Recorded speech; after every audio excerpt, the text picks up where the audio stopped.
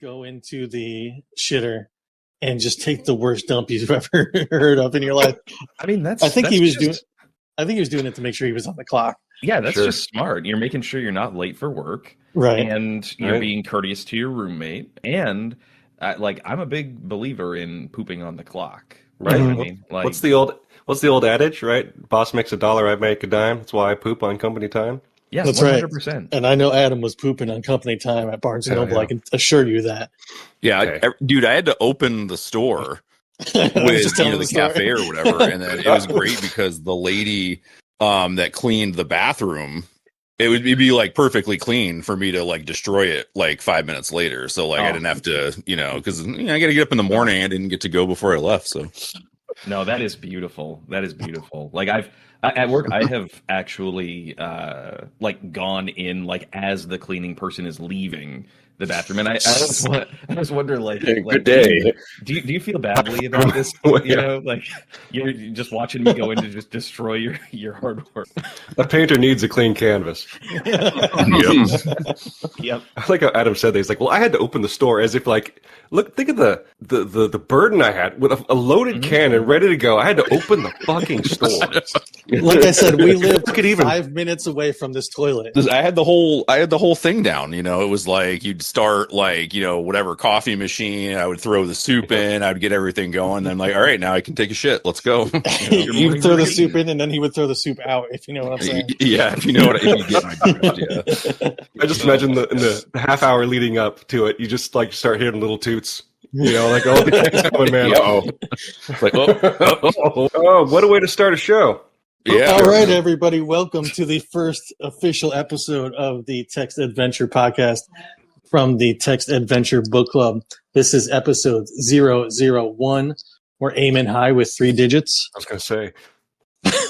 We're going to discuss Good Game, No Rematch, A Life in Video Games by Mike Drucker. I hope everybody listened to our inaugural introduction episode last week-ish, 2 weeks ago. Everybody's here, except we have a rotating chair guest with us. Today we have Adam Marcy. Adam, how is it going? It's going great. Thanks for having me today. Great. Adam, can you tell us a little bit about your background besides pooping on the company clock at the bookstore? No, that's about it. Like there really isn't anything to talk about. It's just the life of finding the best public restroom you can at the time. Line 1 on the resume, huh?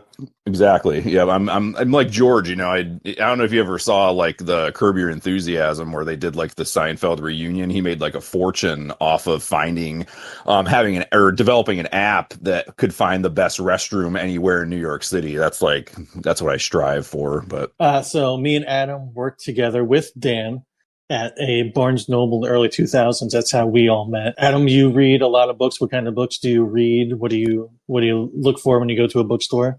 Yeah, I'm mostly, I'm kind of a little both. I'm a little fiction, a lot of nonfiction history. My dad really got me into like World War II books, of course, like dads tend to do. But no, really anything that is any interest of mine. I'm really into sports and, I like video games. I like collecting baseball cards, stuff like that. Your typical other nerd endeavors like Star Wars stuff. That's my jam usually. But yeah, no, anything that, looks good. And have you ever read video game books before? I never really read books about video games. I usually would read like maybe like a novelization of something. I know that on that first episode you were talking about the Mass Effect series. That's a game I really loved, and the writers on those games are really good too. And they started like putting out novels. I know Drew Karpyshyn's like my video game writing idol, I guess you could call it. But no, I would read like novelizations of games and things like that. I read a couple. Besides that, there were some Halo novels that came out from that game. So nothing really about video games, but really just more, backstories or continuing stories of current properties and things like that. Yeah, we talked about Mass Effect Revelations last time, which was written by Drew Karpyshyn. And he was the I don't know if he was the main writer, but he was one of the writers of Knights of the Old Republic. Yes. And some other Star Wars tie-ins as well. Yep. Yeah, he wrote the because like they only did the 2 video games, the Knights of the Republic, which are like one of my favorite games of all time, by the way. But they never really finished like what happened with Revan, you know, the main character of the first game, and he wrote a novel a couple years after that explained like what happened to him and like how him and his friend there got, you know, into like being the Sith Lords, you know, when they came back in the game and stuff like that. So it was actually pretty interesting, but he still kind of left it open ended to, you know, for further stories. But of course, we know how that went with Disney acquiring Star Wars. So who knows? So we all read Good Game, No Rematch by Mike Drucker. I don't think that this was a perfect book, but I think that this was the perfect book to launch this show with. I think Mike Drucker is our exact age. I think he had a childhood that was a lot like all of our childhoods in some ways. I think that this book kind of touched on a lot of pop culture moments and themes that I think we could all kind of see in ourselves or experienced ourselves, or I think we all played a lot of the games and grew up kind of having the same sort of life at home. I know I did, at least. How do you guys feel about, just in the general sense, about Good Game, No Rematch? Do you feel that this was a good launching point for the book club? Did you like the book? Not to get into specifics right away, but how are you guys feeling after reading this? All right, Rock, let's start with you. How are you feeling about Good Game, No Rematch? I started out really liking it. I'm listening to it at work, and I'm literally like laughing out loud, and like other analysts are looking at me like, what the fuck is this guy doing?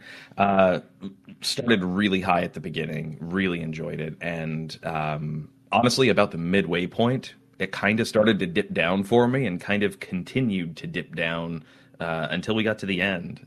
I really ended it feeling way cooler on it than I started it. Pat, how do you feel? Do you agree with that? Yeah, pretty similar. I mean, I don't know if my feelings dipped towards the end. It's just kind of held steady. I think just like the style doesn't really work with me as much. I agree. I think that there was because I read it when it came out. I read a preview copy before it came out, maybe like a year ago, and I think that there were some bits. I think the footnotes, and I think some of the chapters that were kind of like expanded tweets, like lists. Yeah, I think those were way funnier and impactful reading them. Like the just kind of the drollness of them. Whereas I think in the audiobook, they came off a little cutesy. I don't know. Adam, how do you feel about that? Adam, did you read or listen? Yeah, I read it. So, and I think I read probably the same copy that you did, right? The preview copy. I sent you my review copy, yeah. Right. Yeah, no, I mean, I kind of echo the same kind of sentiment. I think it was, it started off really well. And I think really what it was like, it was a little bit easier to relate to it, I think, at first. And then as he continues on. I mean, we know he ended up writing for a lot of like late night comedy shows and things like that. So it kind of, a lot of it didn't seem as like nostalgic to me, and it didn't really, resonate with me as much. So I think like what Rock said, it started out really well, and then it kind of just, but then, yeah, you said like the list that he did. And I was really, a couple of them was like the one was the missing my words here. Oh, the BioShock pamphlet. Mm-hmm. That was really funny, I thought. So yeah, he kind of like would pepper in a few things here, and those did, like you said, yeah, those kind of came off pretty funny, and I thought those were like a little, good adds to it. But overall, I enjoyed it. Yeah, definitely started out stronger and coasted to the end, I guess is how I would put it. So Dan, how you feeling? I really enjoyed the book, but it's funny, like all the list stuffs, all the list stuff. I read like the first half a page, and then I tended to skip those. I'm like, this is just a joke. I want to know, like, I want to hear the story. I want to hear his ideas, right? Mm-hmm. But overall, like, I never found it like laugh out loud funny. I think kind of with Pat, the style didn't fully agree with me, but I found it enjoyable. I did a couple of polite chuckles throughout, but I thought it was kind of like what everybody's saying at the beginning. I found a lot to relate to. Yeah, I found a few bits of it actually laugh out loud funny, but I think there was almost a wave and a crest and a dip and a wave and a crest and a dip of what was funny and what was painfully unfunny. I think that I don't want to trash anybody and say a better editor, but I think a different editing job Right. maybe another pass, maybe a little bit of Kutskis Right. could have benefited this book in a few different places. If you don't mind me bringing my day job in here really quick, I think a good sort of, not rule set, but idea to keep in mind, or for people listening especially, to keep in mind is, what is like actual criticism. For those that don't know, I'm a English teacher at the local university, specifically teaching writing. And Dan actually made something of himself, despite all of us meeting in a bookstore. I just had to get 3,000 miles away from you guys. No,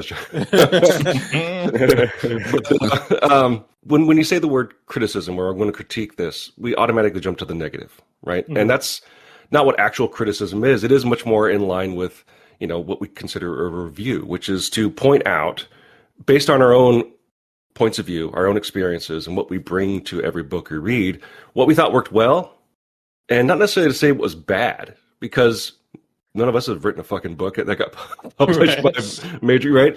But like to say like, oh, I think this maybe could have been done better or differently, and bring just ideas based on your own experiences and your own point of view to just create conversation around what the book is doing. And I think to that point, what you were pointing out, and kind of what Rock was saying about sort of maybe interest dipping towards the middle and going back up, I think my biggest critique, using that definition, is that I'm not sure that there was a consistency of what Mike wanted this book to be. Mm-hmm. Like, was it biography? Is it like a video game joke book? Is it him talking about how video games have actually created opportunities and skills, for him to use in other areas? Because obviously the nostalgia biography part at the beginning is very profound, and then when we get to the professional life, it gets a bit disjointed. At least it kind of felt like we're just looking at little moments that don't seem to have a lot of connection. Like, I would have loved to have him go in depth more, talking about like how playing video games and maybe making decisions in video games or making quick decisions in games influenced writing pitch packets that he talks about. He talks about writing pitch packets. I'm like, oh, he's going to go into it. This is awesome. But then he doesn't really talk about that process. Mm-hmm. And I'm like, I would love to see that growth of like just enjoying video games as an escape from his home life as a child to like, oh, video games are actually an important part of how I interact with life. But he never really kind of breaks out of that, especially with the very last chapter, right? He never breaks out of like, oh, video games are mostly just nostalgia for me, even though we can see in the stories he's told, it has influenced every aspect of his life. And I'd love to see more of that. One of the interesting things is that the author, Mike Drucker, eventually gets a job at Nintendo. Right. Which is like, that should be the end all be all of this guy's life. Right. It's really a stepping stone, or just a stone. Yeah. Maybe he makes some lateral moves from. And it almost seemed as if his entire life of playing games didn't really, at least in the way he presents it, didn't really affect or improve his job at Nintendo. It seemed like, background knowledge of video games maybe helped him in a job interview situation. But I would have liked to have seen, do people at Nintendo actually love Nintendo? Which I think is interesting, because there's a lot of people where you're just selling widgets. It doesn't matter where you work or what you do. It's just kind of your job. And I would like to have seen maybe a little bit more introspection about finally achieving what, seems like a dream job, and maybe it's just ends up being a job. I think that there could have been something there, and there really wasn't. I don't know, Pat, how do you feel about the Mike's kind of life of playing video games tying into his jobs? Do you feel like he tied those things in together well, or do you think it was just kind of disjointed? I mean, like, I like the whole concept of the book is kind of neat, but when trying to like fit certain video games into like parts of his life, there are definitely stronger connections than others. Sure. One of the strongest points, I think, jumping maybe into the middle point of the book, and maybe my favorite point of the book, was the chapter about, it was called The Great StarCraft Conspiracy. I think it was the best thing in the whole book. And it was kind of about the time of Columbine. His little nerd circle, friend group kind of became this pariah to his school simply because they were playing computer games that had people fighting in them. I don't know, Rock, how do you feel about that? I feel like you may have, being a PC gamer and, kind of having grown up in the same time frame, How do you feel about that chapter? I thought it was great. Yeah, I thought that chapter was really great. The whole like taking us back to that time period of like zero tolerance policies in schools and stuff, and just like kind of as a kid or as a teenager, the feeling that you're in a police state within your school, you know, Sure. even if that police state really only consists of a single person. I just thought it was really interesting that notion that a lot of us, I'm sure, experienced that as a kid or as a teenager, where in an environment in which you have no control, even just one person can make your life hell, even if that person isn't the most powerful person, even if no one else really believes that or listens to that person for long anyway. They can just make your life a living hell just based on essentially just being a misinformed moron. You know, these kids look weird, or these kids have a certain hobby that I don't really know that much about. I don't really care that much about. All I know is it's weird, they're weird, therefore they must be up to no good. And 100%. When I met Rock, he was a punk rock kid. He had giant hair, plaid pants, Operation Ivy t-shirts. I mean, Rock, you were like the target demographic for. yeah. I didn't think about that, but yeah, absolutely. Is that true? Is that true? Yeah, that's 100% true. 100% true. Yeah.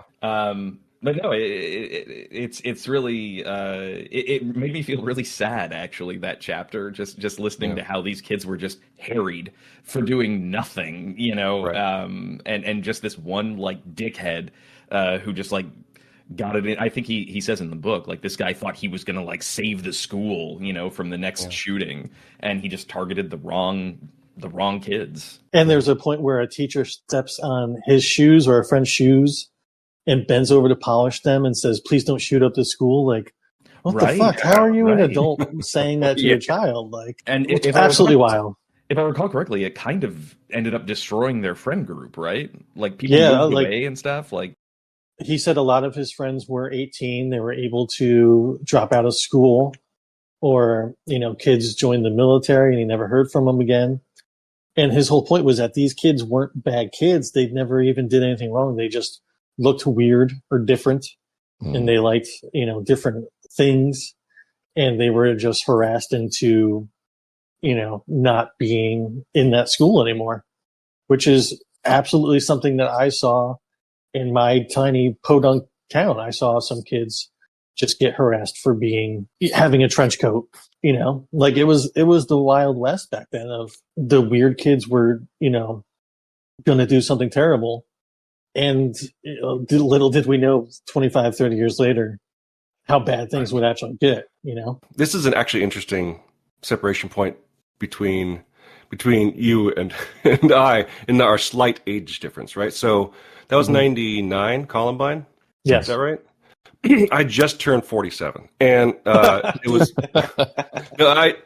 so I graduated high school in 98, right? And I was fucking nerd, and I loved Highlander, so I had a long coat, you know, but I was at a junior college when that happened. One thing to be sure, I never wore that fucking coat again, but that's not the tragedy we're actually talking about here. It's like, I can't even imagine being in high school when that happened. Obviously, you know, sadly, stuff like that seems to happen on the regular nowadays, but sort of being the first major modern example of a school shooting, like, yeah, I'm sure people were just flailing, trying to make any sense out of it. And of course, finding scapegoats is a really powerful way for people to feel better about themselves. Mm-hmm. But the other thing that kind of reminds me is, like, even though I was at a junior college and out of high school, I still really heavily associate a video game with Columbine because I was just so shocked by it. The junior college I went to had 2 arcade machines in the school cafeteria, and I was just playing Samurai Showdown 2 as much as I could, cutting class, and just like, I just want to not focus on anything, right? It's funny, like, when I think of Samurai Showdown as a series or Samurai Showdown 2, I definitely think of Columbine happening, and it makes me wonder, like, how many sort of historical events I have games associated with them, just to maybe as escape, or just like I was I was playing that when it happened and stuff like that. I'm sure it happens all the time. But maybe not something we can conjure just by thinking about it. But I don't know. I was wondering if anybody has any memories like that, not necessarily with Columbine, but with any kind of event. Well, Adam, actually, you went into the military right around that time. Oh boy. Yeah, I graduated 99, so I was a senior when Columbine happened. So what I remember too, and it really wasn't just Columbine, it was like the 90s, like you said, it was like the Wild West. I mean, that was a wild time for a lot of things.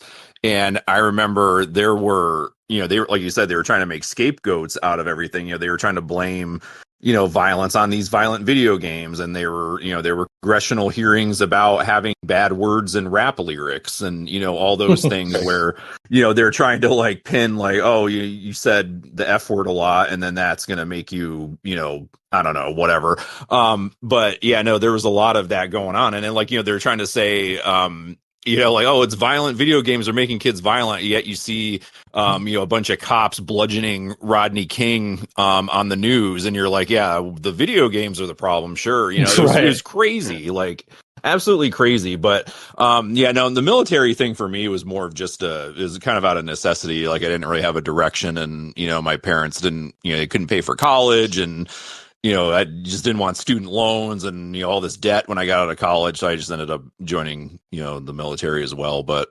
it was weird. And I remember like, things like Mortal Kombat and like, trying to convince my mom it was okay to rent this game because, it was all over the news. And it's like, Mom, I'm not going to go out and like, punch my best friend to death because I'm, I see some guy doing something, in a video game. But it was crazy, just like all that stuff. And, there was a lot of really, because a few years before Columbine, there was the Oklahoma City bombing too.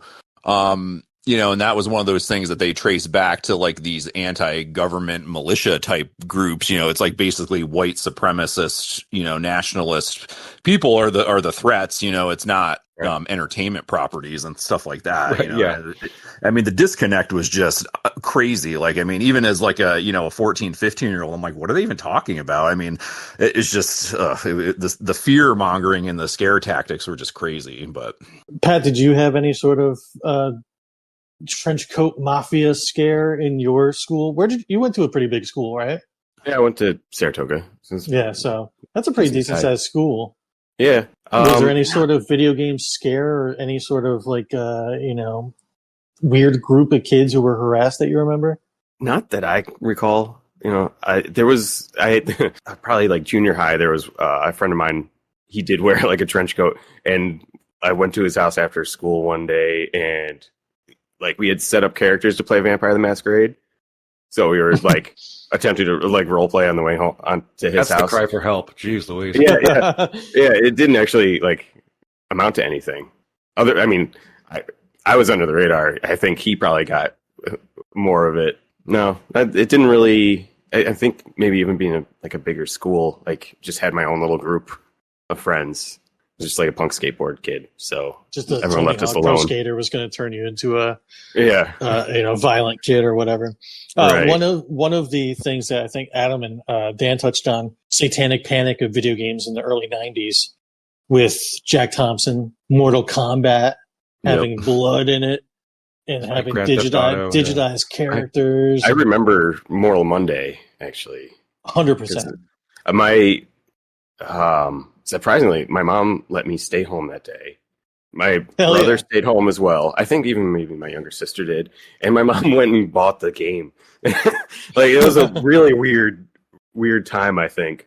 It might have been just post-divorce. that may have colored things a bit. Mortal Monday was literally everywhere. I remember comic books had entire ads on the entire back covers. There was that famous commercial of people just screaming Mortal Kombat. I think even that theme song was like played on Top 40 radio. If you go to play Mortal Kombat 1 now, especially, it's like the most quaint game you've ever seen. Like this little ninja ripping a dude's, spinal column out. Like the fact that people thought that this was going to be the end of fucking civilization is crazy. Yeah. And one of the quotes I pulled out from Good Game No Rematch is Mike Drucker describes going to see Mortal Kombat and saying that it was shocking and gritty and real, the way that all annoying kids confuse something being edgy with being realistic. And I think that absolutely hit the nail on the head. I don't know, Dan, do you remember seeing Mortal Kombat for the first time? Do you think that it was shocking to you as a kid? It was definitely shocking. I don't know if I remember seeing it in the arcade for the first time. I remember my most vivid memory with Mortal Kombat, it might have been the first time I played it, was when I rented it for the Super Nintendo. And I think because my mom had surely heard of the talk around Mortal Kombat. And I'm like, oh no, but it's cool. This one, the blood's not in it, you know. But we're driving home from the rental store. Sweat on the Super Nintendo version. And I remember driving home and looking at the instruction booklet, a lost art. I remember I was looking at it. I think a friend of mine was staying with us for the weekend too. So we're looking at it, and I was just thinking, like, I can't believe it got away with it. I'm actually going to go home and play Mortal fucking Kombat. This is crazy. Because I must have. I don't think I played it before. Maybe I saw it in arcade, but maybe stood at the back so that people didn't see me or something like that. But I'm like, it felt like it was I was committing a crime because I, a child, was going to play this, as Drucker says, this very adult. What's the quote?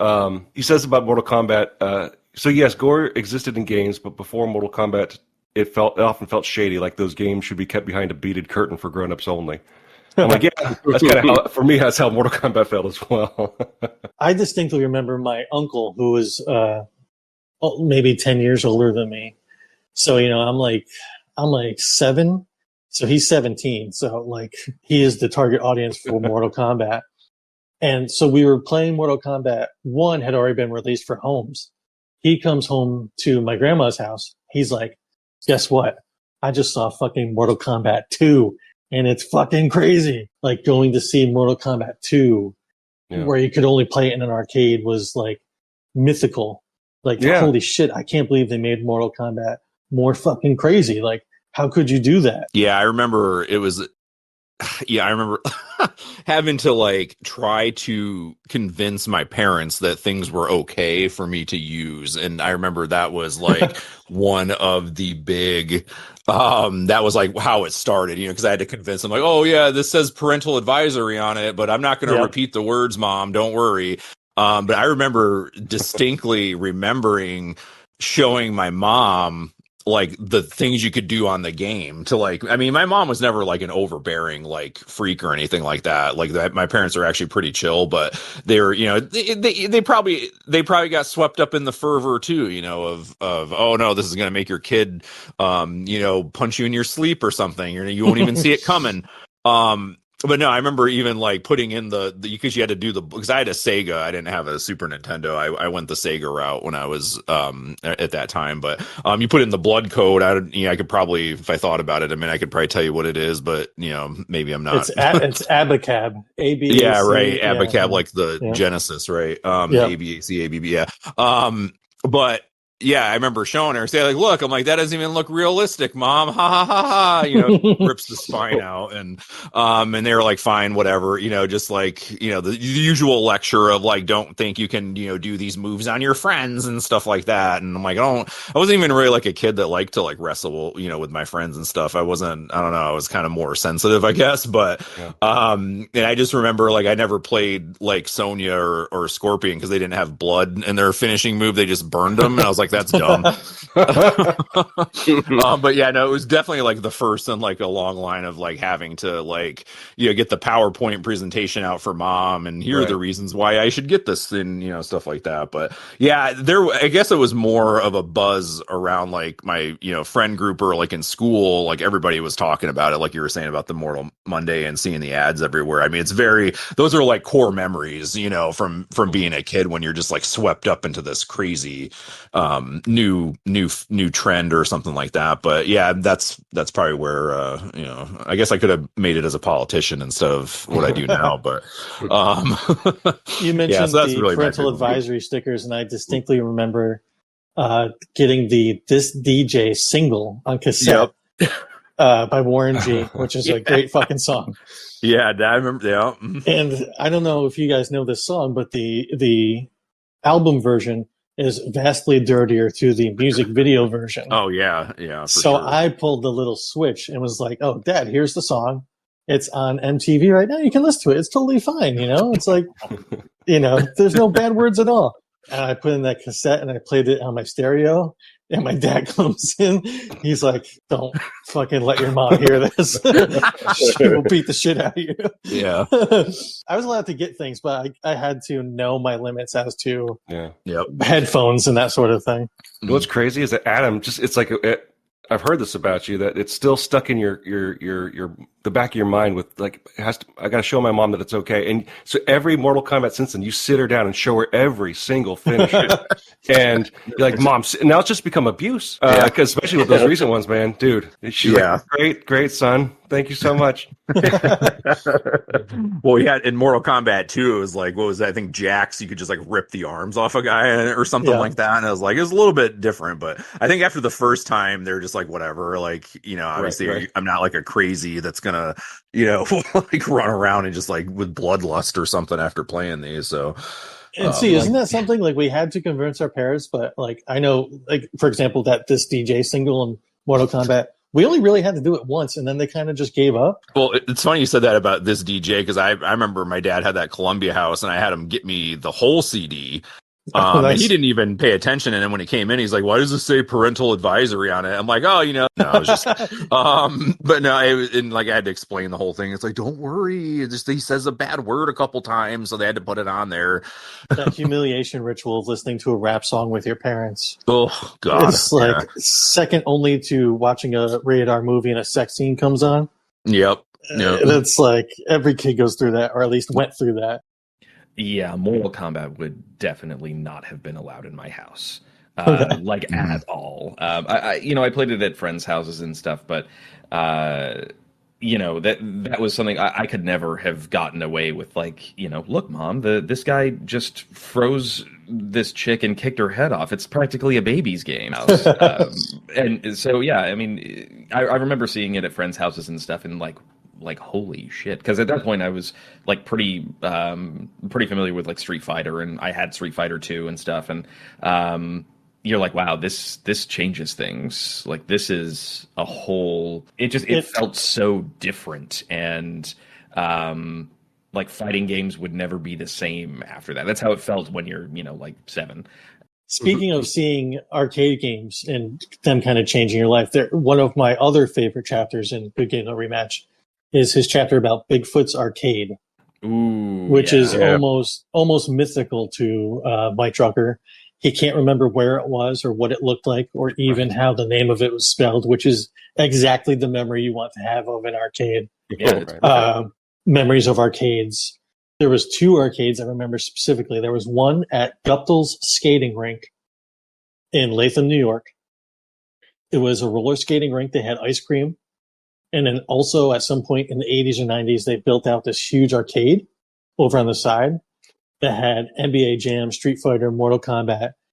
And the memories of sweaty kids in stinky roller skates playing these arcade games is absolutely burned into my memory. And the other arcade I vividly remember was in Crossgates Mall in Albany, New York. It was connected to the food court and across from the other side of the record store. So in that triangulation was all you needed as a teenager. You could get Taco Bell, you could go buy some CDs, and you could go to the arcade. And that arcade was the first one that had Mortal Kombat 4. Like, they were traveling Mortal Kombat 4 around the nation and trying out different betas of it. So sometimes you would go see it and Reptile was unlocked. Sometimes he wasn't. Sometimes there was a new character. Sometimes the game just crashed repeatedly. But that kind of memory of being in arcades is something that is so important to being a video game kid in the 90s that I don't think happens anymore. Pat, did you have a childhood arcade that you remember? There was an arcade right off the food court that all I can picture now is that the carpet and the dark lighting, the sound of change machines. I didn't really ever have money to play anything. I would always just stand there and just watch Dragon's Lair go on loop because it was this is a cartoon. This is neat. Dan, you're a little bit older than us, so therefore you maybe had a little more time in arcades. Did you have a childhood arcade? Arcade. There's like one arcade, like actual like capital A arcade that I went to on the regular, but it doesn't really line up with the Bigfoot arcade thing because it was a huge arcade at the local university, and they were on top of just like swapping out games, putting in new games. I remember seeing X-Men Children of the Atom for the first time, the Capcom fighting game, and being like, what is happening? Right?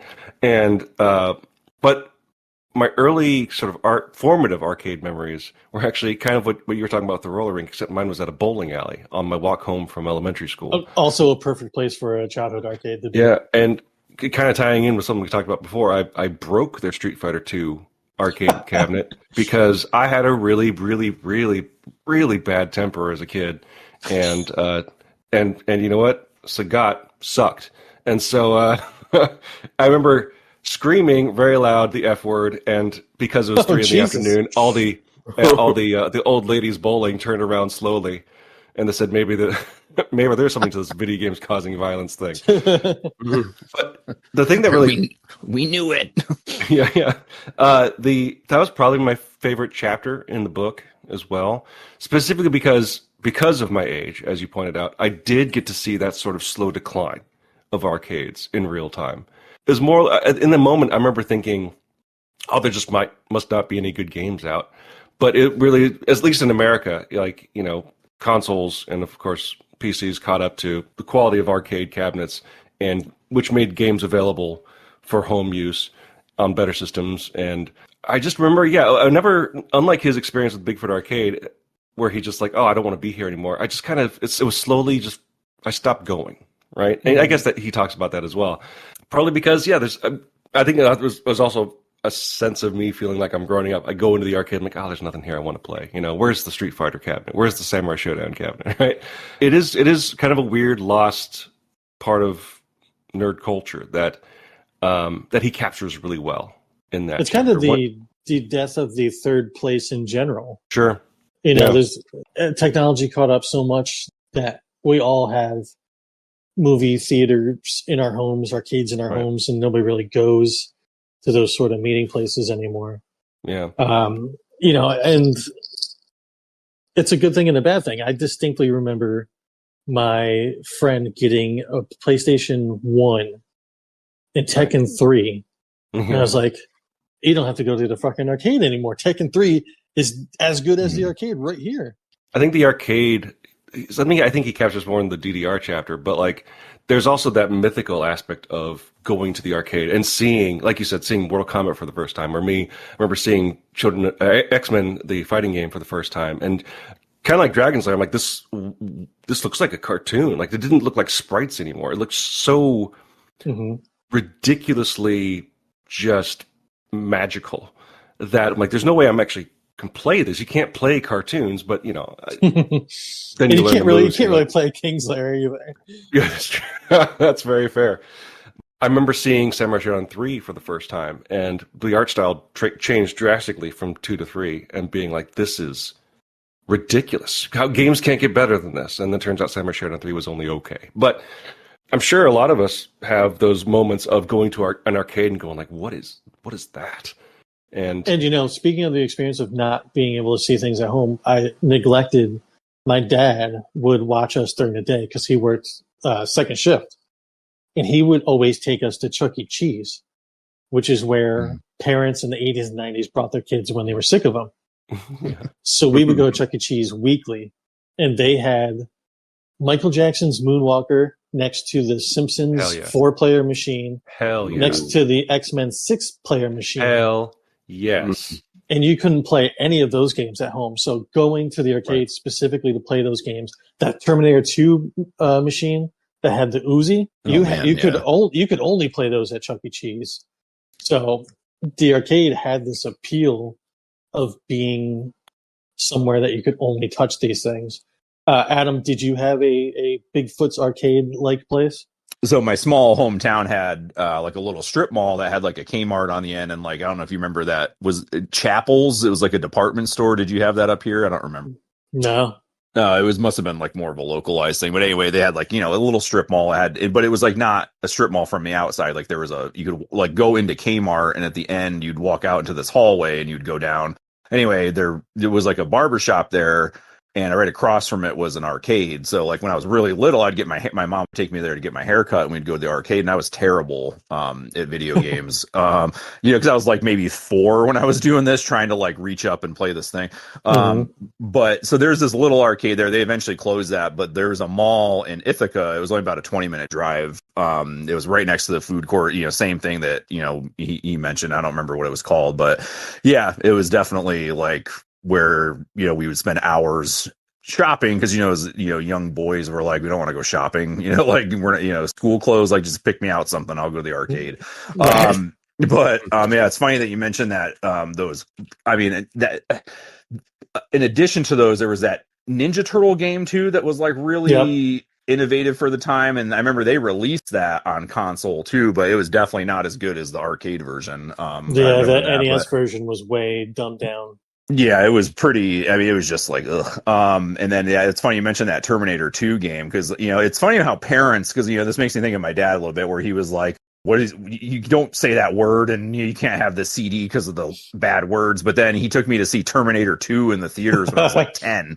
And that freaking traumatized me because I thought, for 97, there was going to be a freaking nuclear holocaust. And I was like, I couldn't sleep at night. And I was like, so yeah, that was nice and traumatizing. But we loved that Terminator 2 game. And I remember that's like another core memory. One day we walked in there, we're like, you know what? He's like, we're going to beat this game. He literally pulled out like a roll of quarters for me and a roll of quarters for him, and we sat at that freaking machine for like 2 hours playing that game. So yeah, it wasn't close to home, but Ithaca was like a 20-minute drive, and that was like a weekend thing that we would do, like on payday. My parents got paid or whatever, and so I was there quite often, and yeah, it was definitely a great memory. And yeah, so you talk about playing games with your dad, and a lot of, at least the early parts of the book, was about Mike's relationship with his dad, which he describes as a reverse cats in the cradle situation, which I thought was hilarious. Where him and his dad do not connect on anything at all. Right. To critique it, I thought that part was I don't know, maybe I'm too sensitive. It's a little rough to read. He was kind of hard on his dad, I feel like. Yeah. But I definitely had that. Like I said, my dad, second shift, he was very tired. Growing up in the 60s and 70s, my dad was a mechanic. I was an indoor 80s kid playing video games. We did connect. We went to hockey. We love that. But there is a disconnect between those generations that I think Drucker captured in this book. I don't know if you guys, Pat, do you feel like your dad's a little bit older, actually? Mm-hmm. Do you feel like you had sort of a disconnect with your dad in games? Did he ever play games with you?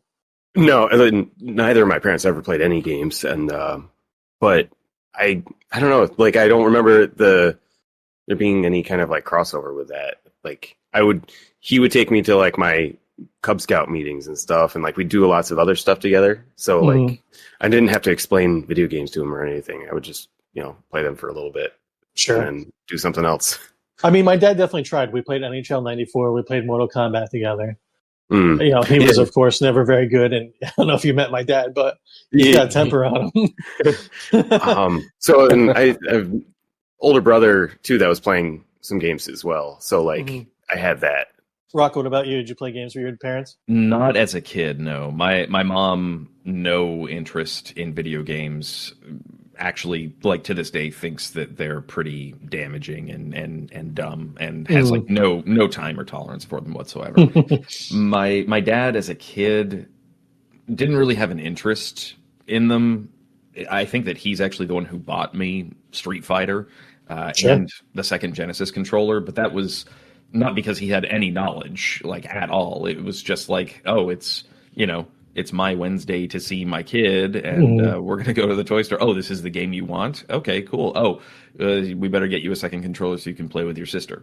And he had no interest or knowledge of games at all. And it wasn't until later on, when I was in my I think like late teens, early 20s when my dad got into stuff like we would play like Soul Calibur 2 together. Oh, wow. Yeah, Oh, yeah, cool. and he enjoyed the shit out of that, and then he got like on his own.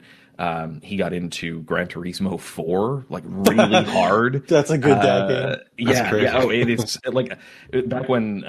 Did he have like, the pedals in the wheel? we ended up getting them for him. So Okay. what happened was I would come home from work and I would find him in my room playing Gran Turismo 4. And like it was fine, but I was like, wow, Dad, I didn't like he had just seen me playing it and he really, really enjoyed it, and we ended up buying him his own TV, PlayStation 2 copy of the game, and that Shit. really nice steering wheel pedal setup, so that he could just kind of like do his own thing off in the corner of the living room. And that was he loved that. He did that for years. Lost his job. Yep. This is my job now. I'm practicing. Dan, what about you? I don't know about your parental situation. Did your dad play games? Oh God, no. My dad is also, he was an older dad and a raging academic. Like his idea of fun is just reading, and that's it. But so he had it was no real like there's a lot of connection there that I had with Drucker as well. Like my dad and I, especially growing up, we had kind of zero connection. He didn't know how to talk to kids and stuff like that, and he just had no interest in games at all. The idea of me playing games, I wanted to share ideas like stories and stuff. He's like, whatever, childish things. Actually, but the one sort of overlap ties back to the previous podcast that you guys had, where I shared the story of, so I'm out on the West Coast. Oh my In God. California. I love this story. I know exactly where you're going, and I love this story. I don't know I'm I don't know where you're going. My dad grew up in the 40s and 50s in Los Angeles, in Hollywood. Oh, okay. And he came up to visit me in Sacramento, which it's about a 6-hour drive. And I'm like, hey, Dad, I want to show you a video game real quick. And he's like, okay, why? I'm like, well, it's called LA Noire. And he, as soon as it loaded up and we went out into the street, he get in the car and drive. Go. And then he got mad at me because I kept like hitting shit with these pretty cars that he knew every single one. He's like, what are you doing? You're ruining. I'm like, Dad, it's fake. 2, I'm trying to go, but this AI here does not let me go when I want to, and they're the problem. And yeah, so just driving around all 1940s LA, going to the big landmarks. He's like, can you go in that door? No, okay, that's fine. Well, they're doing their best, Dad. This is made by a bunch of Australians. But then he's like, let's go see if we can find my aunt's house. So like driving around, of course, they, just like with any game based in the city, they constrict areas and move stuff around. Mm-hmm. But I remember it was just like he was just watching and just didn't want it to stop. Because it took him back to the LA that he so vividly remembers, still vividly remembers, and that's a moment that I'll cherish forever, especially as he's getting up there. That I'm so glad I had that game, that they made that game, that I could show him for half an hour something that he thought would only exist in hazy memory. The one time we played games together, it was actually very profound and important to me. One of the best parts about Drucker's stories about his parents, and he even couches it in, hey, I know I'm ragging on these guys, and it comes off as harsh, but let me tell you about one of the best things my dad ever did for me. And it's the story about they had a break-in at their home when he was a kid. Dealing with a home invasion is probably pretty traumatic for a father, a protector. And eventually he's just like, what fucking game do you want? I'll go buy it for you. And so Drucker says he wants Street Fighter 2 replaced, the most of anything he lost. And so his dad drives around to different game stores, department stores, whatever there was in that time. And he's trying to get a deal on Street Fighter 2 because they just had a home invasion. Money is tight as it is. And as a kid, the author recognizes that this is weird that his dad is putting so much effort into this. And then as an adult looking back and saying, wow, my dad like humiliated himself for an entire day in front of all these other dads begging for just a deal on a Street Fighter 2 cart for his son. I thought was a really cool story. And I, definitely kind of redeemed a little bit of the dad bashing that went on in that game in the book. Yeah. Adam, do you have any sort of memories of your dad doing something, buying a game for you, anything like that?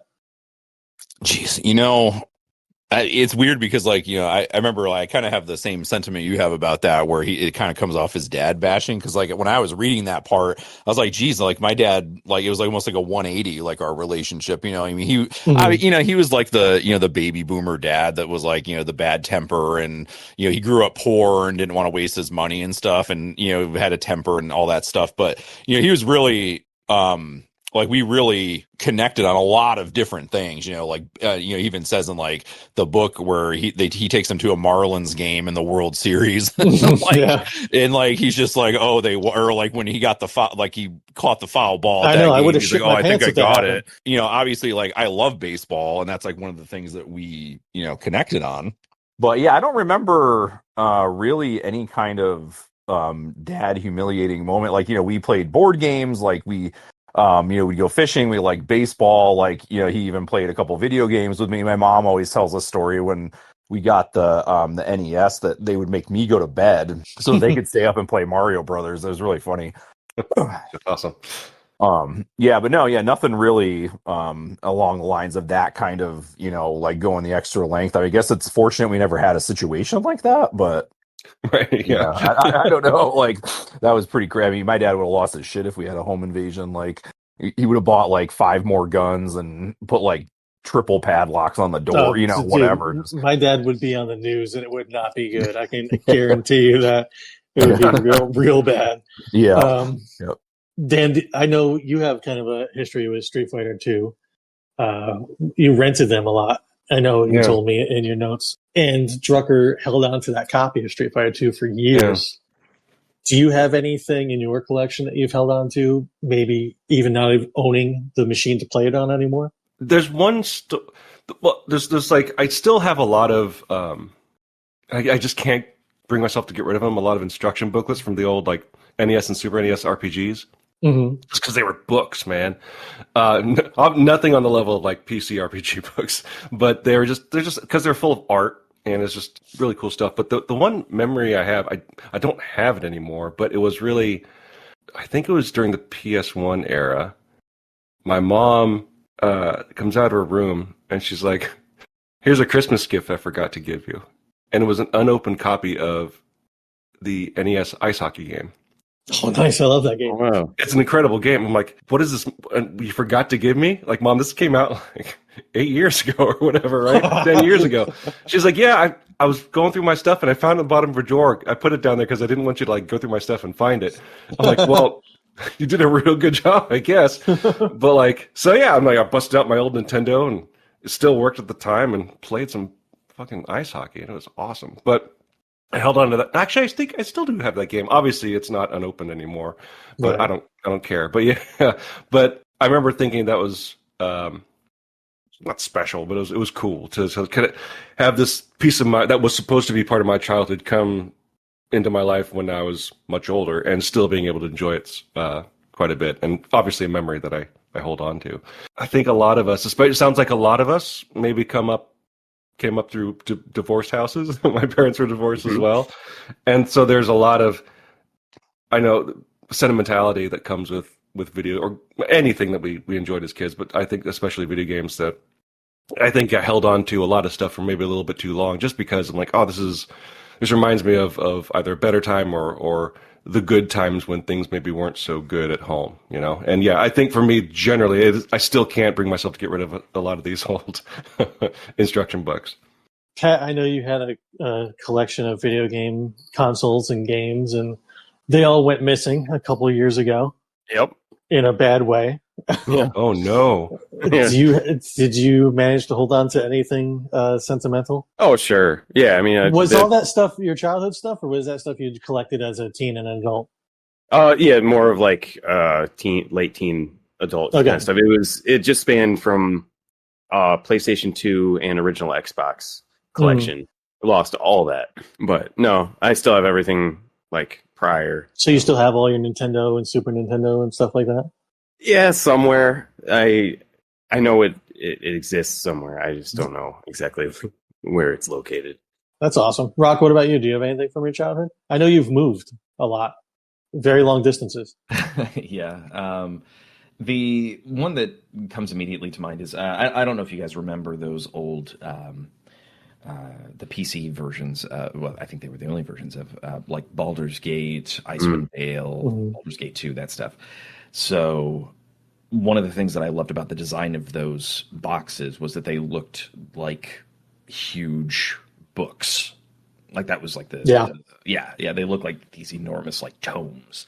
I mean, they call them big box games. Yeah, and they each came with a physical map of like the game world, but it was always kind of done up like a map you might find in the game, so it's a little bit crude, but kind of gives you the general idea. And I think it was the Icewind Dale 2 like collector's edition or special edition or whatever came with like a proper cloth map. It came with a little tube of dice and like a spiral bound notebook, and those boxes and the cool stuff in them were so awesome. And there's definitely some nostalgia there for sure that I could never bring myself to get rid of them. They're in my basement as we speak, and I don't know that I will get rid of them. I think they're the only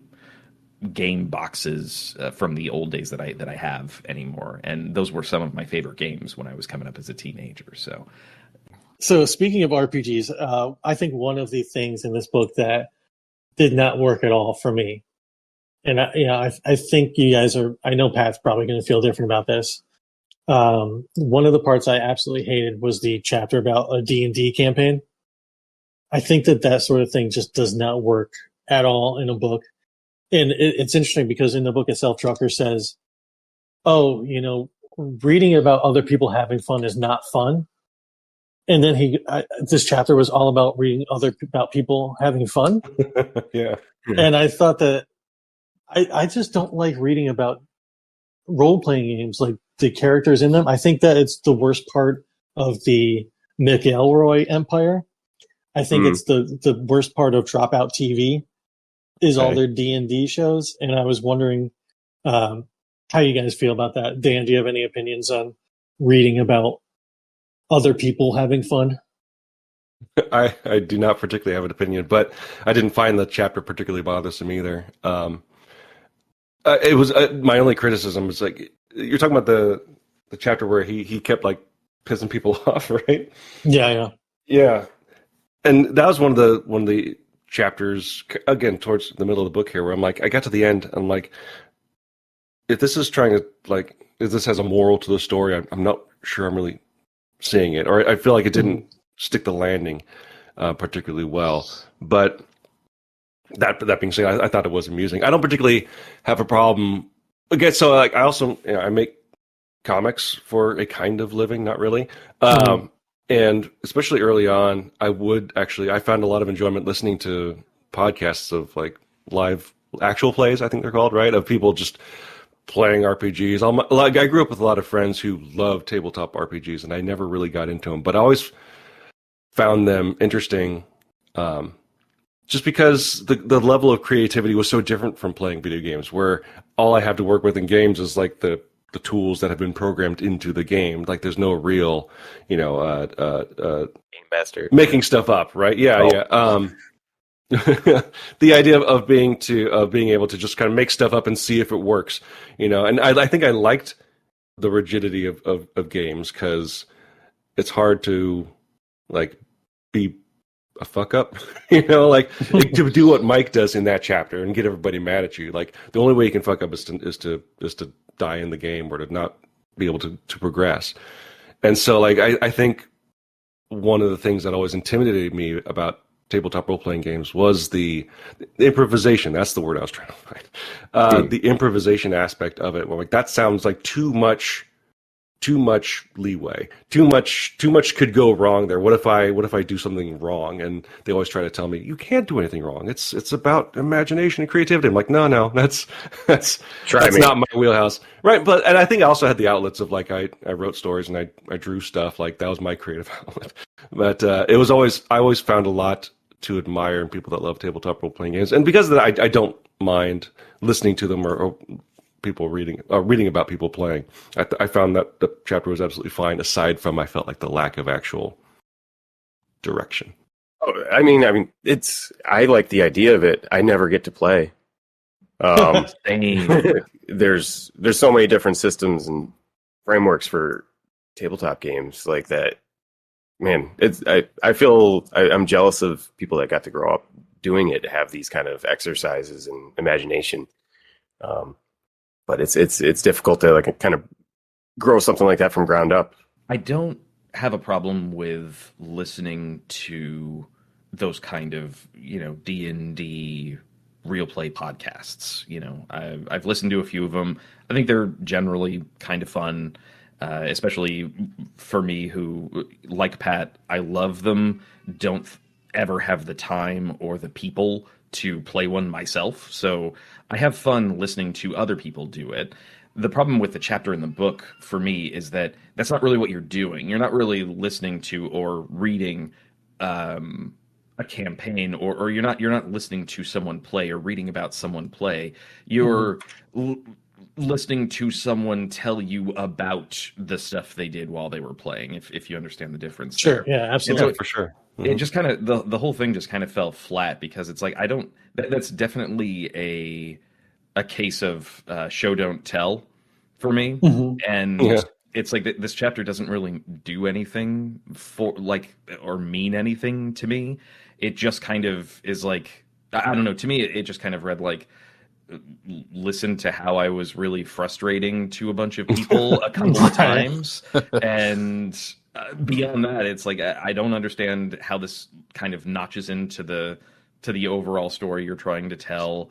It barely has anything to do with games, like other than the fact that like it happens to like take place in a game. It's, to me, it was more just like I don't know, listen to how I was kind of an asshole for a while, and I don't know, like as a chapter about a game ostensibly, it just kind of fell flat for me. I think that actually ties to why I was kind of frustrated with it. I was hoping, considering like this section of the book is him becoming a professional comedy writer, that like he could find a way to that.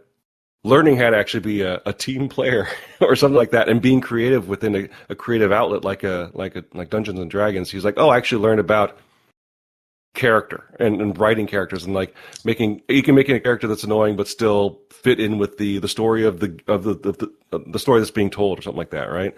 But like it just, I think the chapter ends is like, and then that character died, so I made a different one. I'm like, cool. I was like, how's it? You're talking about how games influenced your life. Like, just one more step, my dude. Let's get there, right? Yeah, you learned nothing through this. I want to go back to a part I did enjoy and I could identify a lot with, and I think we all can, was called Bookstore Boy. And it was about Drucker's parents working overtime, presumably, or something, and they would just drop him off at the local bookstore. And he would go grab some game magazines or strategy guides and sit there and read for hours. I was never dropped off at bookstores, but I definitely loitered in them. I mean, literally my entire life. I still work at a bookstore. I loiter at 8 hours a day. You just found a way to get paid for it. Right. Yeah. But I can vividly remember grabbing game magazines and just poring over them, and just being able to absolutely lose yourself in the screenshots and thinking about what could this game be like. I had some subscriptions as a kid to Game Players magazine, and I absolutely loved being in a bookstore so much. Unfortunately, I made it my job. Adam, do you have any memories of going to bookstores as a kid? So it wasn't really like a bookstore per se, because like we really my experience with bookstores was like Walden Books in the mall, like that little tiny, Hell yes. Totally yes. valid. there wasn't, it wasn't like the major, they didn't, I mean, I think like the mall in Syracuse got a Borders, I think sometime in like the mid to late 90s. But the store that I loitered in was this one called Twilight Book and Game. And it was, they had this huge flagship store, it was like in this terrible, terrible part of town of Syracuse. Like, I remember my dad taking me there a couple times. He's like, don't get out of the car till I get out of the car. We're walking up together. I don't care how old you are. You're holding my hand, stuff like that. Like, I mean, it was this really bad part of town, but they opened up like a satellite store in the Carousel Mall in Syracuse, which is now Destiny USA.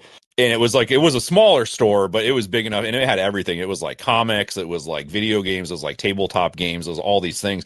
And it was like, if I'd go to the mall, I'd be like, okay, I'm going to go to Twilight. And they're like, okay, we'll pick you up in like an hour.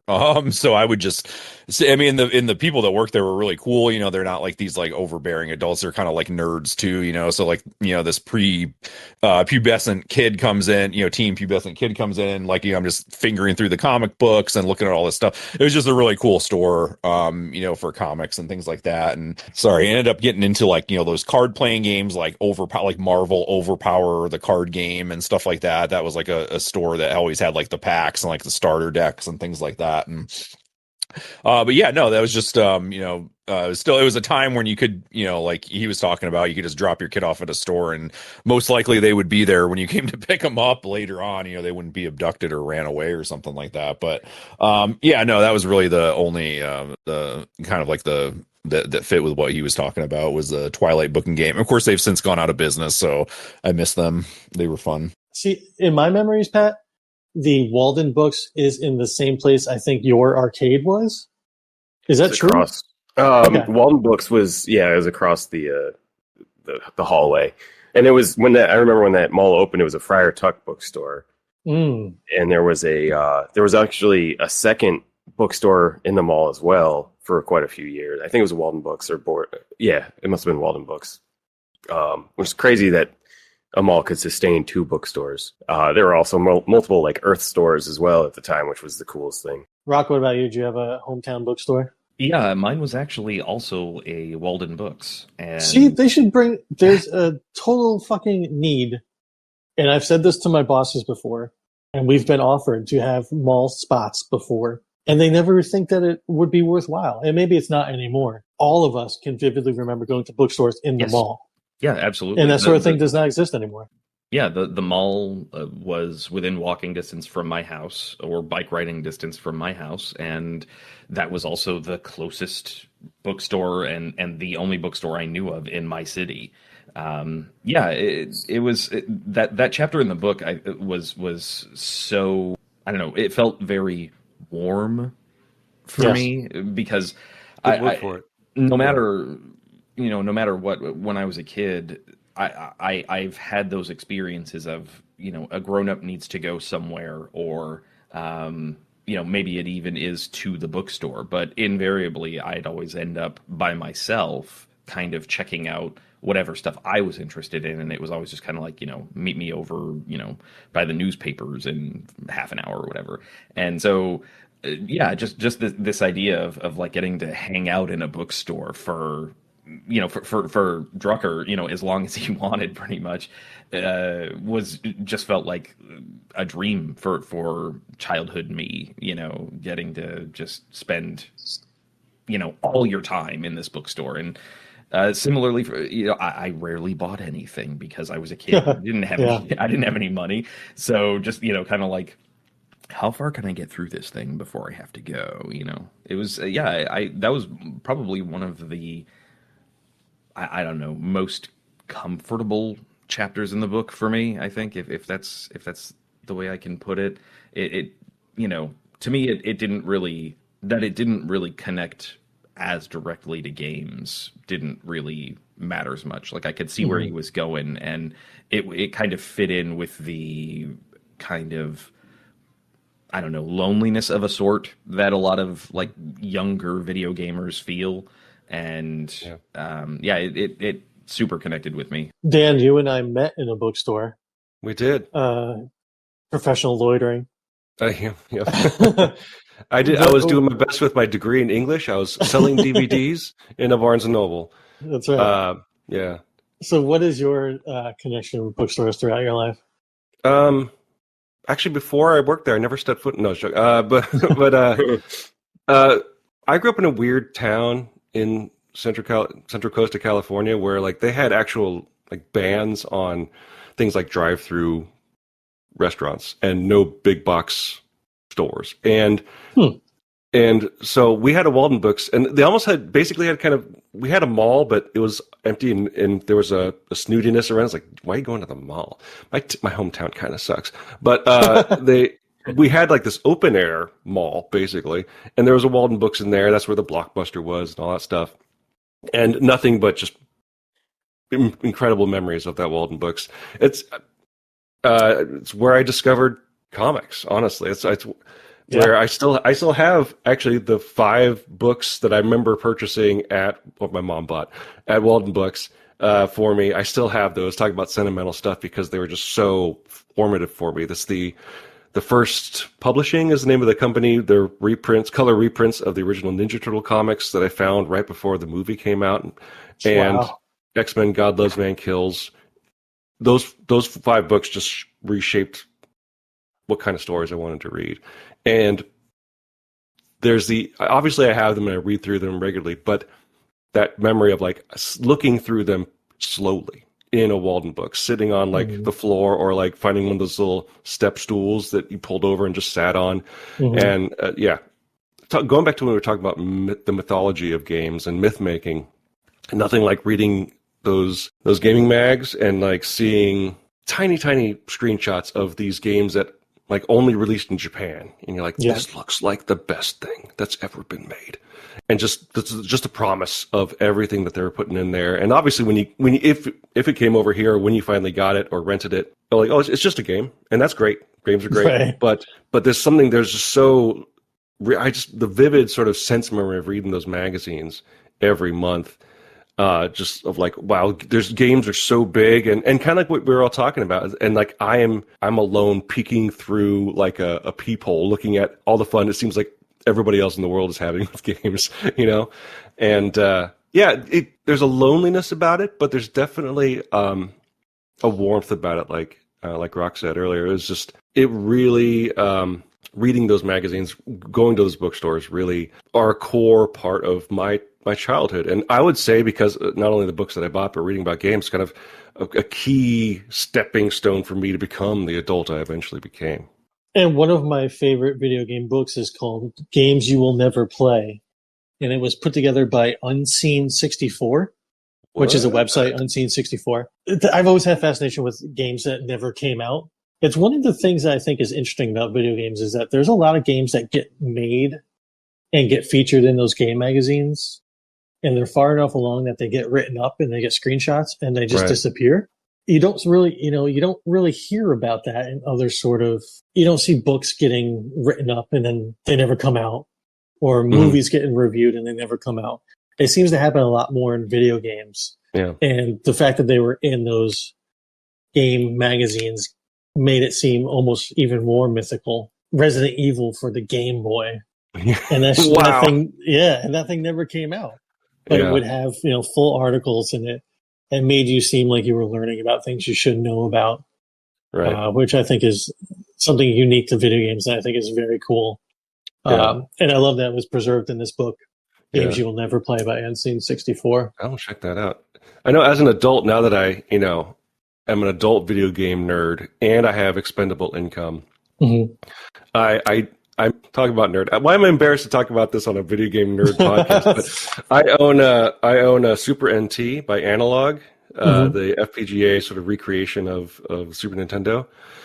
And it's not region locked. It's just play any game, any Super Nintendo game on this thing. And I went for a while. I'm like, you know what? eBay exists. So I started buying those Japanese games that I saw in the magazines when I was a kid, and then. There's one that was called Bahamut Lagoon by Squaresoft at the time, now Square Enix. And I remember being really excited because that game just looked so beautiful. Like, I can't believe that this thing could even exist. And then I get it, And then I put it in my Super NT, and I'm like, I got a beer. I'm like, let's just have a good night, And a couple things hit me. It's Just like not I said very earlier, good. it became you boot it up and it's a video game, and Yeah. it has, you see the limitations, and then I'm like, it's an RPG, it's a JRPG, and it's all in Japanese. I'm like, what have I done? Because I'm like, I got maybe 10 minutes in, like I don't know how to do anything, and I could just sit here and just listen to the music and watch these sprites sit still. I'm like, okay, I made a choice and I have to live with that now. So sometimes the dream is better than the reality. That is a great segue to the end of the book, which is called Return of Bigfoot's Arcade. And it takes place in the midst of COVID. The author, Mike Drucker, is kind of just sick of being in his apartment, and he decides to collect all of his video game tabletop machines he's collected, his projectors, and just kind of create this little fake arcade, recreation of Bigfoot's Arcade in his apartment, which I think seems incredibly awesome. Maybe not as cool when you set it up for the second or third time. Right. And maybe not as cool when you invite the girl over to play the games with you. But, just kind of going back and creating this thing from your childhood. Adam, you and I do this a lot with baseball cards and Star Wars. We go back and buy the things that we didn't have as kids. What did you think about the end of Good Game No Rematch, where he kind of creates his childhood again? Yeah, I thought that was it was almost kind of like a bittersweet kind of moment, where it's like, obviously you're trying to recreate something that's like long gone, and I always see those like little memes of people like, you went out that one time to play with your friends and you didn't realize it was the last time, or you said one more quarter and you didn't realize it was your last quarter because you just stopped going to arcades or they closed down. So it was really a bittersweet, for me, and it kind of made me think like, I don't I didn't buy any of those things, like that he was talking about, those little mini like tabletops and stuff, but I've definitely toyed with the idea because I've seen them, like in Walmart or something, even like a bigger cabinet. They like released that old that Star Wars game. I remember it was always at the movie theater in my hometown. It was the one arcade machine they had, and it was like that weird like Atari vector graphics type with the yoke joystick. Yeah, and it was like, right, and you could just like, and it was really, I don't know why I found that so fascinating. Even now, it's like so rudimentary when it comes to like the development of how, graphics and games are and stuff. But I would have loved to have like bought that, because they're like you said, they're affordable now. I mean, you could buy an actual arcade machine, years ago for like a couple $1,000s. Like, I'm not going to drop that. Like, my wife would kill me. But they have these, for a couple $100s, they had a bigger cabinet, and I'm like, that would be a really neat idea, just to have it anyway. I mean, it's like a good, like fun place in your house. Cause we have, our kids are adults now, but they still really like video games and stuff like that. And I just went to like a Herbie's Burgers down in Albany, and they had, like the cabinet size, Ninja Turtles game that we talked about previously, and they had a smaller tabletop NBA Jam, and I was like, that'd be really cool just to, and then when I read that, about him, doing it in his apartment, I'm like, wow, that's like a really good idea. So now he's putting ideas in my head I shouldn't have, but yeah, I thought that was a really neat thing for him to do. And of course he had to bring up the Wizard, with Fred Savage. Like, that was the first time I think we saw Super Mario Brothers 3, and that was a really like pivotal game for me, when I was a kid, was getting Mario 3, and I just remember seeing that on the movie. And I love Fred Savage because I watched The Wonder Years, and I had this weird dinosaur like educational video that he narrated or something. It was really weird. I've seen that. Holy shit. Yeah, it's like it turns into like a claymation type of history of the dinosaurs or something. Yeah. My aunt got me that, and like I watched it like continuously, and like every time she came over, I'm like, look what I want, and she's like, she got sick of it. She would like babysit me and incredible. stuff. But yeah, isn't that weird? But yeah, no, that was a great. I thought that was a great way to end it. Like I said, for me, a lot of the stuff I couldn't really relate to that he talked about, but that was actually a really neat chapter, I thought. So not even a week ago played my dad in a Mortal Kombat 2 machine at BJ's Wholesale Club. And it was because they were selling those $400 arcade one-up machines for Christmas. And I think, I have heard mixed things about how well those things sell. But I think just the idea of them and the access to everybody being able to bring home these arcade cabinets, I think is an awesome thing. Pat, how did you feel about the end of this book? It's a neat little setup. I mean, look into someone kind of going crazy.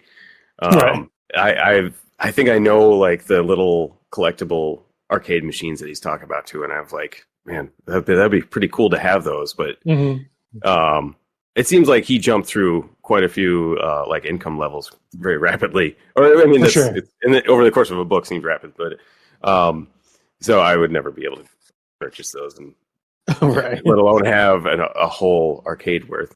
But I mean, he has several high-paying jobs in a row. Yeah. He's a single dude in a one-bedroom apartment, he says. So, there are just some different life priorities there with having these arcade machines, which he even, says to self-detriment is like, this is, people spend their money on their kids in their retirement. I bought Pac-Man for a tabletop machine when I have all this on my phone and 15 other machines.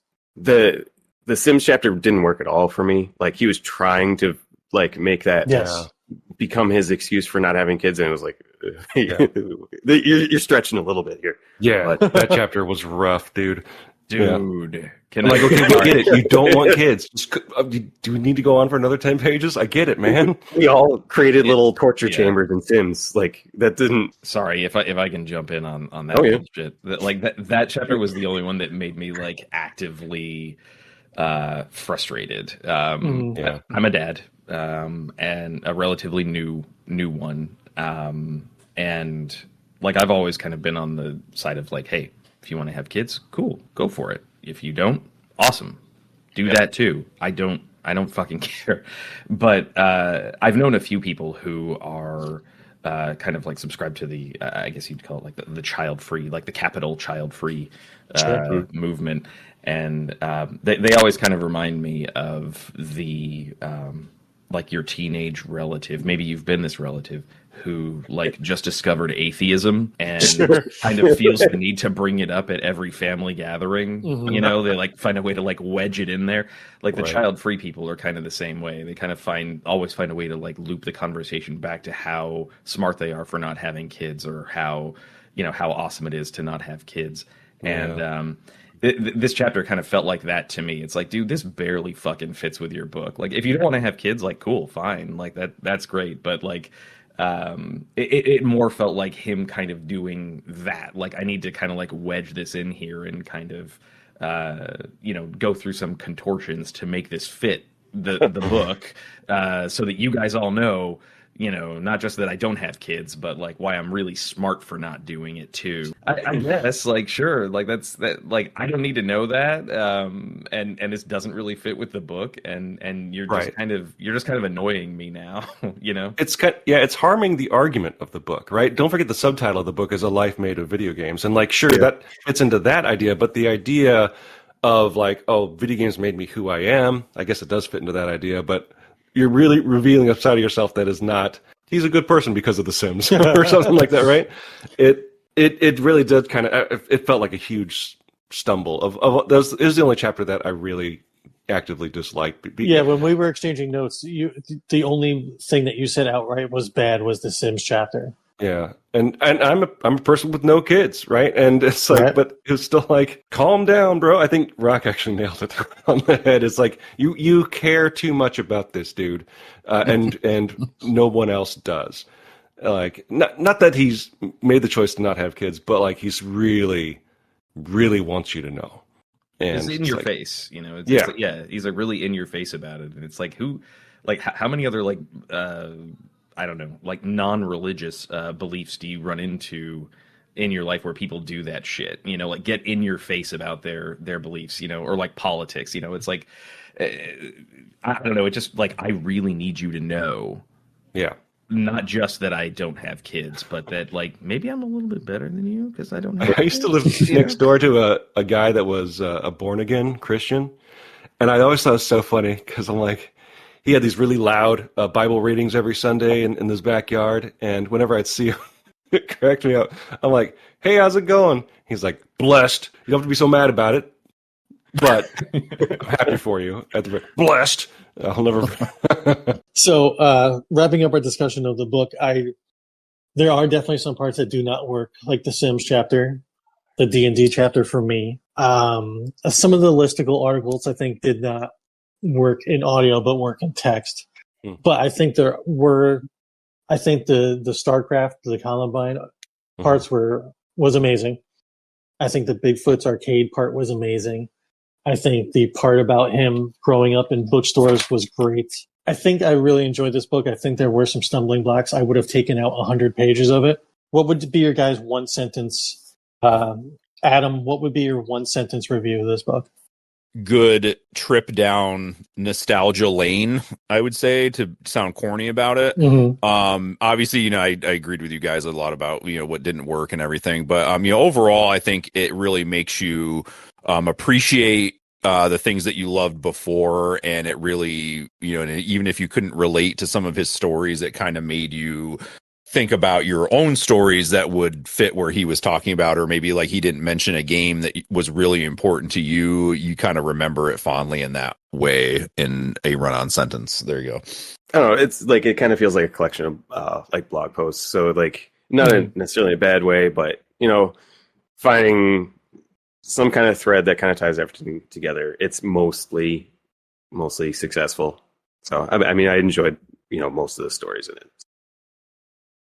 Nostalgia for a certain type of person of a certain age, and some of it hits, some of it doesn't. A mixed bag, as they say.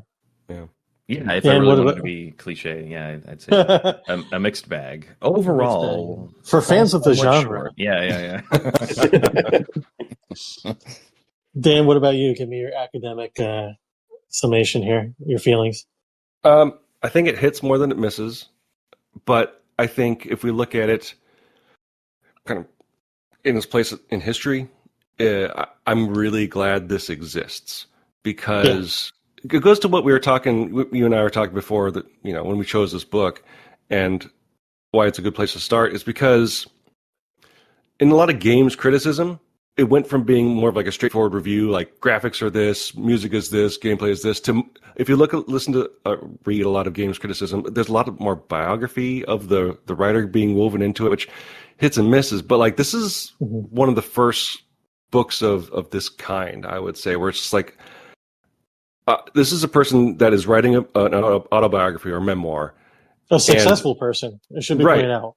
Right, and like, the thing that made him is video games. And it's a nice evolution of sort of autobiography or memoir where, while we were growing up, it was people talking about growing up in the 70s and like, falling off bikes, or I don't know, whatever they did in the 70s. They fell off a lot of bikes, I think. I don't know. I think it's a great first entry into this kind of storytelling for this generation of people.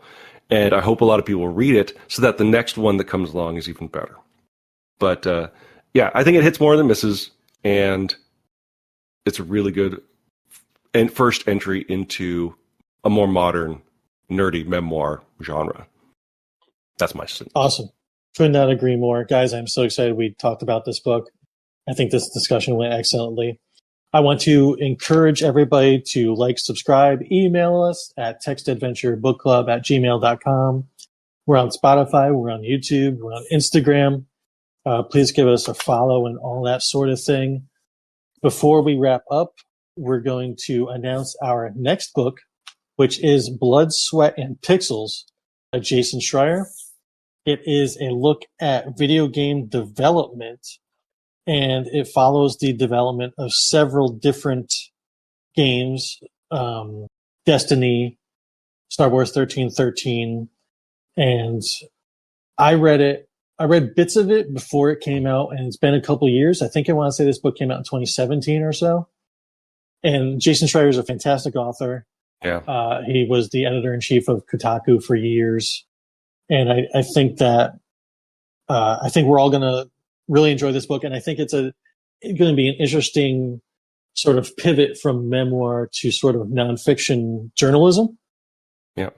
And so once again, our next book is Blood, Sweat, and Pixels by Jason Schreier. If you want to read along with us, join in. We're probably going to have our meeting about a month from now, so mid-December. Okay, so we're going to wrap up with what we're seeing, what we're watching, what we're playing. Rock, what are you into? So I talked last time about kind of jumping in and out of the Mass Effect Legendary Trilogy. So I'm working my way through Mass Effect 3 right now. I'm not super far in. I've just kind of started one of the Leviathan DLC, and that's been most of it. You know, kind of playing Mass Effect 3 and listening to this book and watching horror movies in 20-minute stretches on my lunch break at work. I watched the Snyder cut of Justice League. Jesus. I think it took me 2.5 weeks, but I got there and it was awesome. So yeah, that's what I got. Dan Bethel, what are you into? What's going on in your life? Plug your comic. My comic, Long John, an existential western you can read at longjohncomic.com, is just started its final chapter. So you can read the whole comic again at longjohncomic.com. And what I've been reading, a graphic novel that I am absolutely just fascinated by. It's published by Dark Horse called Helen of Windhorn, by Tom King and unpronounceable French artist Bilquis Evely. She worked with Tom King on the Supergirl World of Tomorrow book, which is her style is absolutely gorgeous. It seems like she's trying to like they pulled her from like some like quote unquote capital A art career to slum it and make comics, but it's her stuff is absolutely gorgeous. But it's such a really interesting story about pulp fiction, like pulp novels, sort of the death of that genre, and how even though they were super popular at the time, the creators have kind of been forgotten. But also telling this really interesting sort of fantasy story set in old aristocratic America and the problems that children have relating to adult, their parents, especially if their parents are very problematic. It's a really gorgeous book, and I'm really enjoying it and taking my time reading it. So yeah, Helen of Windhorn by Dark Horse. Check it out. Awesome. Adam, what about you? What are you watching? What are you playing? What are you reading? First of all, embarrassingly, and I apologize, Dan Bethel, I have never read your comic until just recently. I started. Wow. Okay. I know you've been doing it for so long, and I've always meant to do, to check it out. I read the first chapter, the Sunza chapter, loved it. I think it's great, and Thanks. You did a really good job on that. So I'm going to try to finish all the other things you put out. With that, now that you're wrapping it up. It's kind of a good time like, to jump on, honestly. Yeah. I started reading that, so it's really good. I really like it. And also after months of trying to convince my wife to play the Star Wars Unlimited card game with me, we bought the starter deck and we're going to start playing that. Awesome. I'm slowly converting her to my nerdish tendencies. I think there's definitely a lot of resistance there, but finally got her to do it. So hopefully we'll crack that open today and see if it's any good. As far as game playing, so if you're a fan of old sports games like Tecmo Bowl, I found an app or like a mobile game. It's like called Retro Bowl 26. Retro Bowl, it's like fully licensed by NFL. And it looks just like Tecmo Bowl. It's a little bit, the controls are a little bit better. Looks a little bit better, but it has that same pixelated feel to it. So I've been playing that on my mobile phone, because we still call them mobile phones, I guess. And as far as the reading, besides the book I just finished up, my favorite baseball writer, Joe Posnanski's Baseball 100, probably one of the best baseball books I've ever read. So I've been reading that, and I'm actually excited about his new one that he wrote with Michael Schur that's coming out next year, The Fan. So I'm really, really looking forward to that. So yeah, that's really what I've been up to, reading, watching, playing. What about you? So I don't know if I looped you into this, but I watched a movie on Netflix called House of Dynamite. I don't know if I made you watch this, and I thought it was one of the best, most Yeah. nerve-wracking movies I've seen in years. Terrifying. It gave me such bad anxiety. I had to stop and go to the bathroom several times. It's Rebecca Ferguson, Idris Elba, some other actors. They're all great.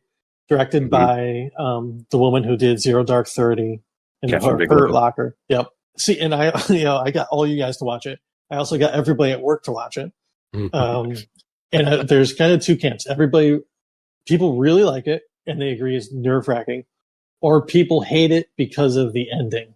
Yeah. And without Sure. spoiling any of it, I want to say that the point of that movie is not the ending. Right. Right. The point of the movie, the thesis of that movie is what happens if this scenario happens. Mhm. And it is about a nuclear missile is detected, and it's going to hit Chicago in half hour, 20 minutes, whatever it is. And it's kind of told in three chunks, and they all kind of start at 0 and go down to, they start at 20, go down to 0. And you kind of see it from different point of views. And I thought it was absolutely edge of your seat, fantastic, loved everything about it. And the fact that the ending is what it is does not change my opinion of that movie at all, because I think the process of, holy shit, this is happening. There's these different government agencies. How does everybody react?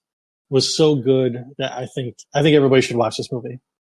We for October, my wife and I watched like a horror movie every week, or at least spooky movie, if you will. Mm-hmm. And we included, because you were just blowing up the chat about it. I was like, let's throw this in there, and it was, of all the movies we watched, that was the scariest movie. For sure. Of all of them. Too realistic, it's like Yeah.